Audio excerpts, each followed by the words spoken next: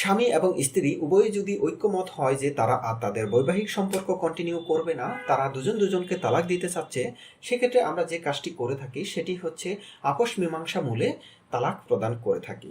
তো এক্ষেত্রে এই আপোষ মীমাংসা মূলে তালাককে খোলা তালাক হিসাবেও আপনারা অনেকেই জেনে থাকেন। তো এই খোলা তালাকের একটি গুরুত্বপূর্ণ বিষয় হচ্ছে হলফনামা। এই ক্ষেত্রে স্বামী এবং স্ত্রী দুজনকেই 500 টাকার স্ট্যাম্পে একটি হলফনামা করতে হবে।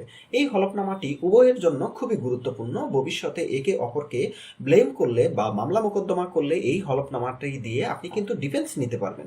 সুতরাং আপনারা যখন খোলা তালাক করবেন বা দুজনেই ঐক্যমত্যের ভিত্তিতে তালাক করবেন, তখন প্রথমেই আপনারা একটি হলফনামা করে নেবেন। এক্ষেত্রে 500 টাকার স্ট্যাম্পে এই হলফনামাটিতে কোন কোন তথ্যগুলো থাকতে হবে সেই বিষয়টি নিয়ে আজকের ভিডিওতে আমি আপনাদের সাথে আলোচনা করব। এখানে আপনারা একটি আপোষ মীমাংসা মূলে খোলা তালাকের হলফনামা দেখতে পাচ্ছেন। এখানে প্রথমেই লেখা আছে নোটারি পাবলিকের কার্যালয়, ঢাকা, বাংলাদেশ, আপোষ মীমাংসা মূলে খোলা তালাকের হলফনামা। এরপরে মোহাম্মদ শাহাবুল হাসান, পিতা নূরে আলম, মাতা রহিমা খাতুন, ঠিকানা তার জাতীয় পরিচয়পত্রের নম্বর। এখানে যদি জাতীয় পরিচয়পত্রের নম্বর না থাকে সেক্ষেত্রে তার জন্ম নিবন্ধন সনদের নম্বরও দিতে পারবেন। তার জন্ম তারিখ, পেশা, ব্যবসা, ধর্ম ইসলাম, জাতীয়তা বাংলাদেশি। উনি হচ্ছে প্রথম পক্ষ এবং স্বামী, অর্থাৎ স্বামীর টোটাল ডিটেলস আমরা এখানে দিয়েছি।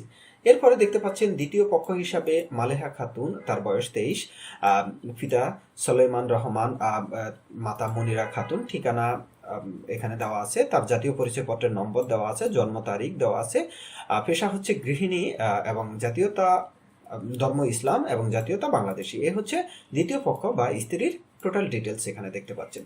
এর পরবর্তীতে এই মর্মে হলফ সহকারে ঘোষণা করিতেছি যে আমরা উভয়ে জন্মসূত্রে বাংলাদেশের স্থায়ী বাসিন্দা ও নাগরিক বটে। যেহেতু আমরা এখানে স্বামী এবং স্ত্রী দুজনেই এই স্ট্যাম্পে এই হলফনামায় ঘোষণা দিচ্ছে একত্রে, সে কারণে আমরা উভয়েই শব্দটি ব্যবহার করেছি। এরপরে চলুন দ্বিতীয় পাতায় কি লেখা আছে।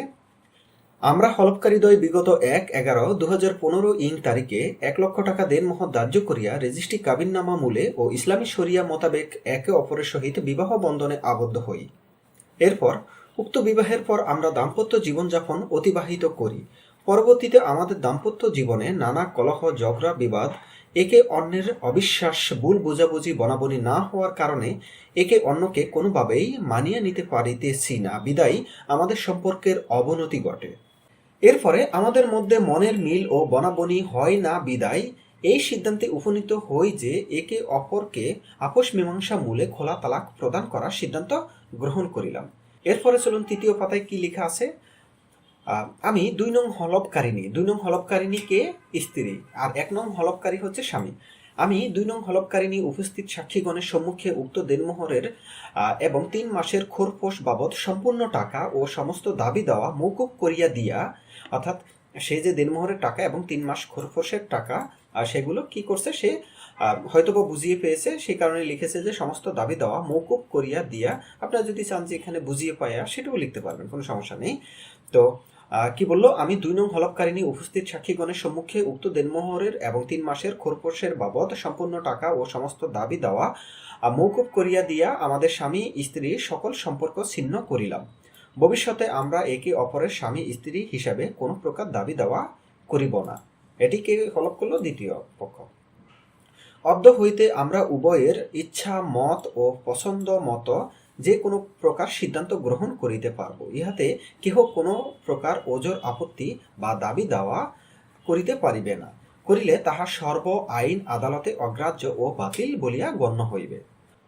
এরপর চতুর্থ পদে কি লেখা আছে চলুন দেখি। অদ্য হইতে আমরা কেহ কাউকে স্বামী বা স্ত্রী হিসাবে দাবি দাওয়া করিব না। করিলে তাহা সর্ব আদালতে অগ্রাহ্য বলিয়া গণ্য হইবে। এরপর প্রকাশ থাকে যে আমি 2 নং হলফকারিনী 1 নং হলফকারীর বিরুদ্ধে 1961 সালের মুসলিম আইন মোতাবেক বৈবাহিক সম্পর্কে কোনো প্রকার দাবি দেওয়া বা মামলা মোকদ্দমা, যেমন যৌতুক, নারী ও শিশু নির্যাতন দমন আইনের মামলা, ভরণ পোষণ, খোরপোশ আদায়ের বা কোনো প্রকার মামলা করিতে পারবো না। অর্থাৎ এই যে বিবাহ সম্পর্কিত যে সমস্ত মামলাগুলো হয়ে থাকে সেই মামলাগুলো 2 নং হলফকারী করবে না বলে ঘোষণা দিচ্ছে। এগুলো খুব গুরুত্বপূর্ণ, এগুলো পরবর্তীতে আপনাদের জন্য ডিফেন্স হিসেবে কাজ করে। তো তারপরে কি লেখা আছে, করিলে তাহা সর্ব আইন আদালতে বাতিল বলিয়া গণ্য হইবে এবং নিজেরাই দণ্ডনীয় হইবে। এরপরে চলুন পঞ্চম পাতায় কি আছে সেটি দেখি।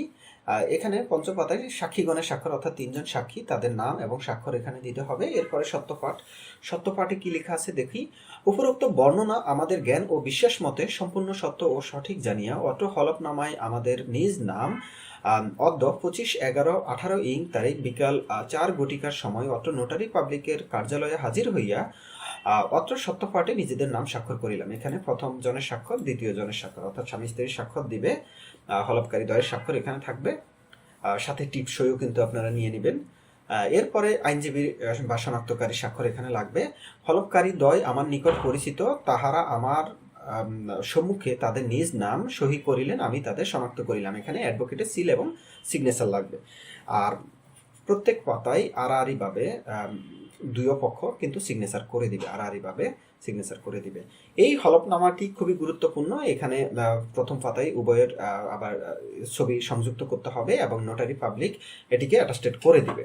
তো এই হচ্ছে মোটামুটি এই আপোষ মীমাংসা মূলে খোলা তালাকের হলফনামা সম্পর্কে। যদি কোনো প্রশ্ন থাকে কমেন্টে আপনাদের প্রশ্নটি করবেন, আমি অবশ্যই উত্তর দেওয়ার চেষ্টা করব।